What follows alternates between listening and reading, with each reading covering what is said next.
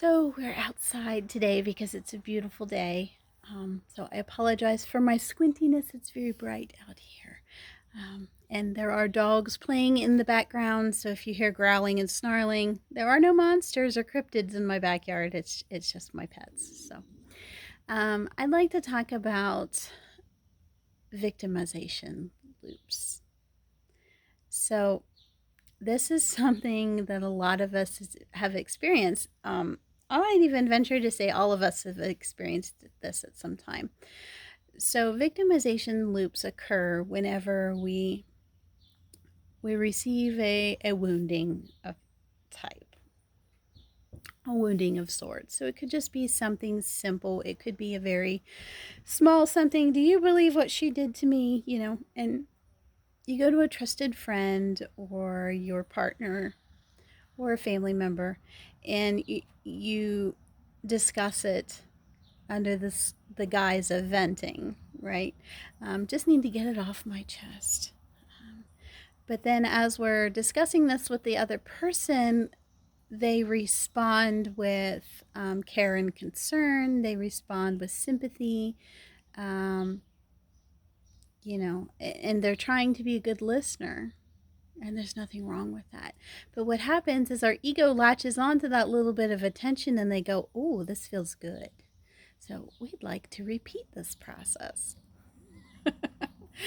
So you end up creating a type of victimization loop. And this becomes even stronger if the person that you're looping with has a similar experience.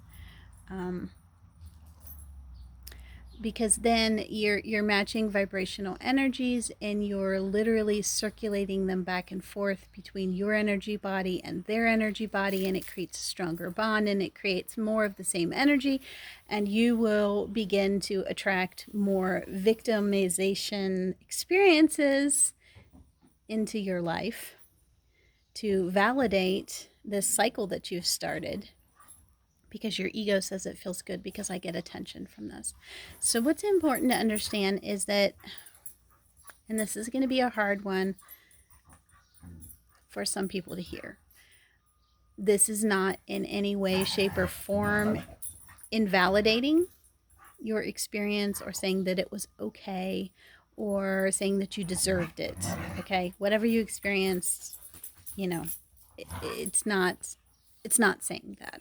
What it is saying is that after the fact, after the experience, healing is 100% your responsibility from it. Doesn't matter if it was your parents who wounded you. It doesn't matter if it was your partner who wounded you. It doesn't matter if you were completely innocent in the situation. It doesn't really matter the circumstances. It's now your responsibility. The ball is now in your court. You've been given a package that's been wrapped in some pretty nasty wrapping paper and contains some pretty unpleasant surprises inside the box. But it's now your box and it belongs to you, and what you do with it is now your responsibility. So you can choose to take that nasty wrapping paper off and take the valuable lessons that are contained inside the package.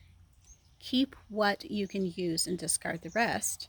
Or you can choose to keep it all as a whole and wear it on your head as a hat and go through life saying, look at my wound, look at my experience, look at my victimization.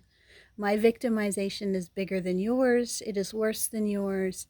I deserve respect, honor, and sympathy because of what I have gone through. And you can allow your ego to use your victimization to garner sympathy, support, attention, love, all in a dysfunctional manner. You can allow that to happen, and you can allow that to continue.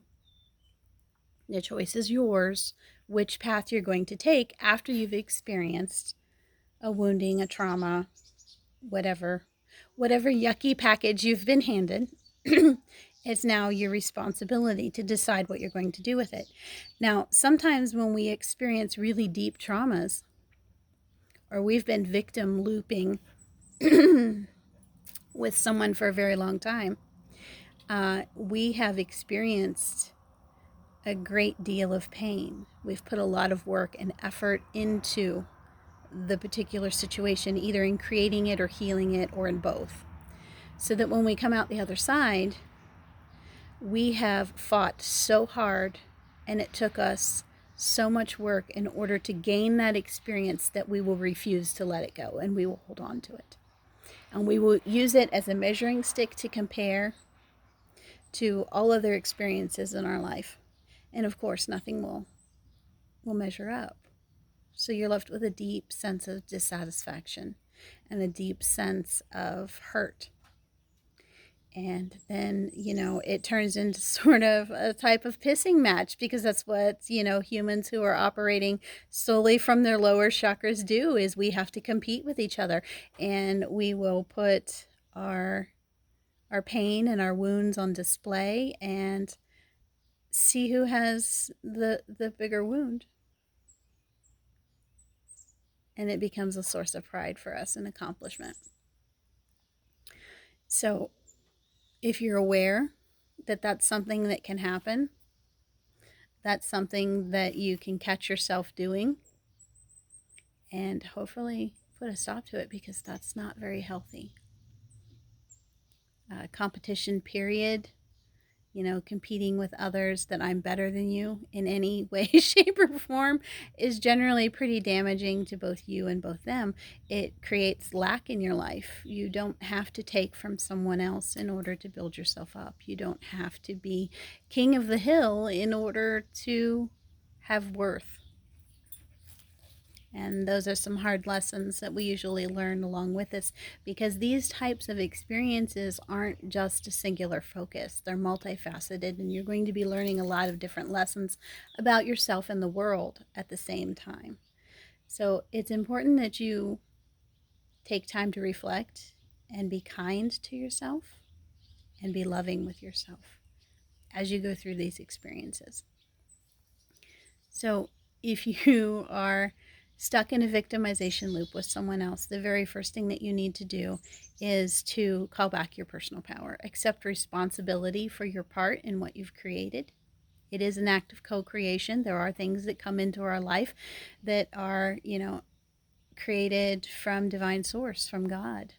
An act of co-creation. Things that are inserted into our lives that are outside of our control. But you always have the choice in choosing how you respond to those situations.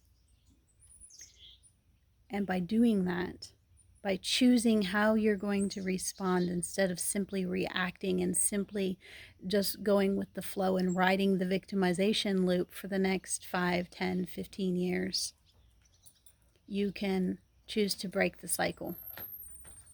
And that's what I'm hoping that you'll choose to do. So the first thing you have to do is to call back your personal power. Okay? And personal power comes with responsibility. It means that I have some responsibility, or complete responsibility in some cases, in creating what I've experienced. And no matter what you are experiencing from here on out as a response to that experience is 100% your responsibility. So if it's your responsibility, it's important that you take the time to examine what has transpired previously and what kind of patterns that you're repeating in your life, so that you can identify patterns that you want to break the cycle of and not experience anymore. So after you've accepted responsibility for your part and called your personal power back, the next thing you're going to want to do is usually, for most people, going to be stop complaining. I don't have any problems with negativity. It serves a purpose. It has a place. I have no difficulty in sliding vibrationally to meet a person wherever they are, wherever they need. And if that means that I have to get in the gutter with you and sit in the mess that you've created so that I can help you find the courage and the strength to climb out, then that's exactly what I'll do. So negativity has a place. It serves people. But if you're stuck there, if you're staying there, if you're stuck in a place of complaining, you are feeding your victimization loops. So often the best thing to do for that situation is to change relationships that encourage you to complain, that encourage you to vent in a negative manner. Just kind of, I'm not saying you have to cut those people out of your life, just stop having those conversations.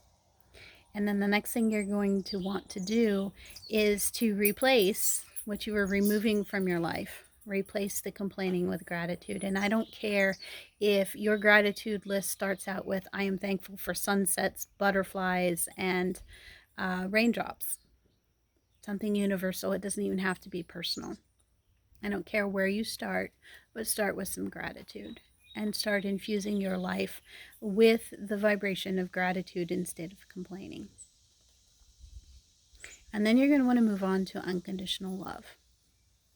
And if you are one of those people who has never experienced unconditional love and has never really known how to love yourself, and you don't know where to start, I'm going to tell you where to start. Now, this is a technique taught to me by Ken Page. It's not my technique. I do adapt it for whatever I need in any given day. So we're going to cover that next. And this is how you can take that first step in loving yourself unconditionally.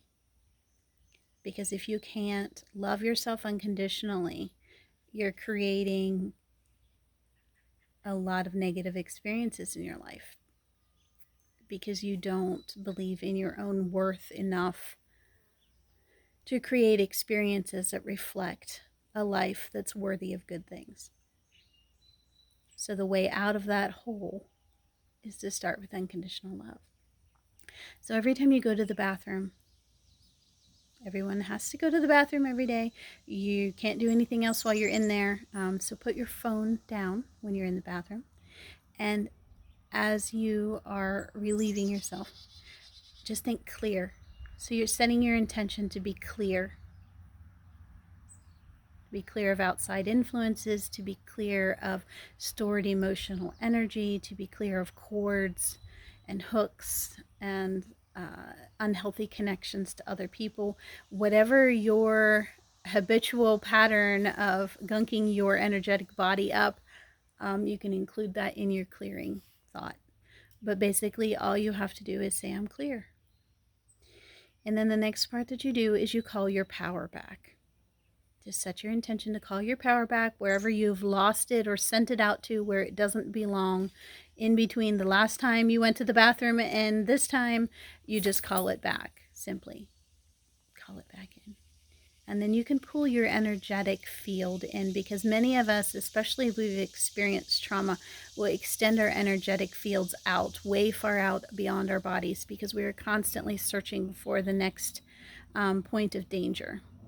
So if you feel like that you're constantly walking on eggshells, constantly having a low-level anxiety or even high-level anxiety, or you suffer with PTSD, this can help you tremendously to pull your energetic field back into your body. And all you have to do is set the intention for that to take place. Because you don't need to be out there absorbing everything in your environment. You have different resources available to you now that you did not have during the time of your trauma. So now that you have these new resources, it's time to stop the war for survival. We're going to talk about that in other videos. But you can pull your energy field in. You don't have to be absorbing everyone else's feelings, emotions, the things that are in your environment. You don't have to be constantly scanning for, dangers. And if you're in a situation where you do still need to be scanning for dangers, consider it constantly, unless you are a